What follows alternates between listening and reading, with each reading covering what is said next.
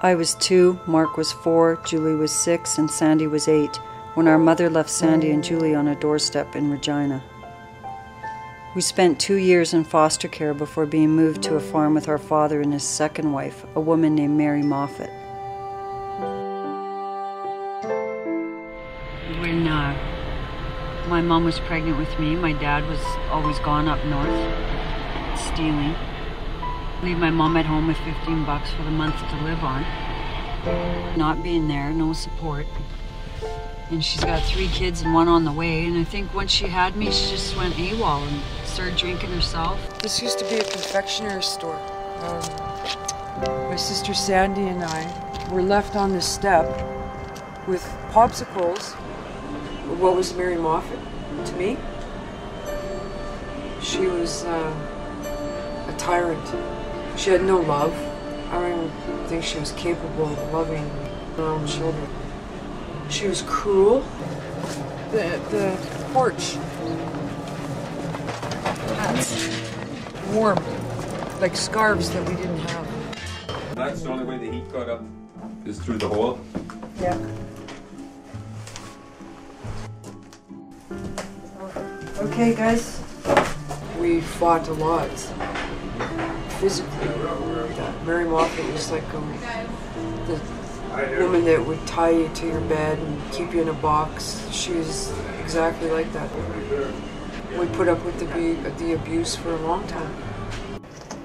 And it went from worse to pure hell.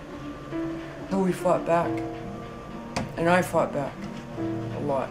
So you're gonna torch this Yeah, someday? But I always had to stick around to make sure that my Michelle and my brother Mark were taken care of, which meant that I took the brunt of the abuse. They had like a sink and a toilet, and they never had any running water, ever. I dealt with everything that happened to us as a kid. And I said that I'd always promised that this wouldn't happen to my kids. You know? I'd always make them feel loved and wanted. I'm glad he's gonna burn it. It should have been torched a long time ago. We were like kittens drowning in a rain barrel, and we learned to swim, scratch, and fight just to survive. I went to school with these Native girls, and they lived across the street from Sacred Heart. Well, once I went and slept over there, and I didn't know why they had knives in the windows and in the bedroom doorway. And I said, "Why do you have these knives in the door?" And they're like, "Oh, that's because when our brothers come home, they might break in and rape us." I was like, "Well, they've done that before?" And they're like, "Oh yeah, they come home drunk and rape us." I never stayed over there again. It's like Julie's little gang and my brother and cousins were into stealing, and I thought I'd do them proud by having my first B&E. I was best friends with those girls till grade 8, and then Julie started picking me up at school and taking me to her parties, and I was hanging out with like 20-year-olds, like, just, you know, drinking and smoking drugs. But for Julie, it was a way to keep me away from the path that my friends were going on. You know, there was some major Native gang guys. There's needles all over the table, and they're also hooking. Like, they're getting ready to go hooking, and I was like, oh my God, like, how can our lives change so rapidly in a matter of 3 months? It's just amazing. And Julie saved me from that. Now I'm going to take you to the spot when I first met Bret Hart. My boss came and got me from where I was sitting and brought me over here because he didn't come out all the way.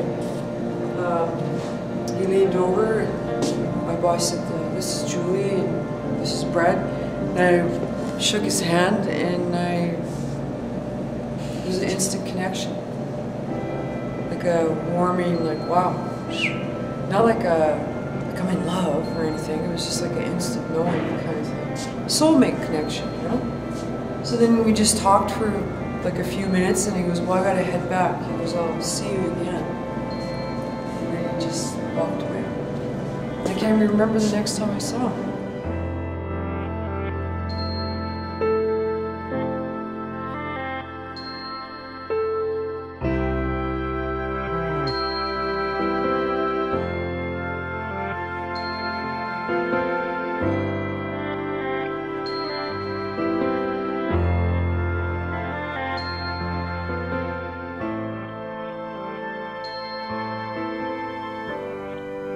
A home is a place to raise and nurture your children. It doesn't matter if you have to struggle to meet your basic needs. The most important aspect is that the love is there. Then it's a place for family. And it's a home.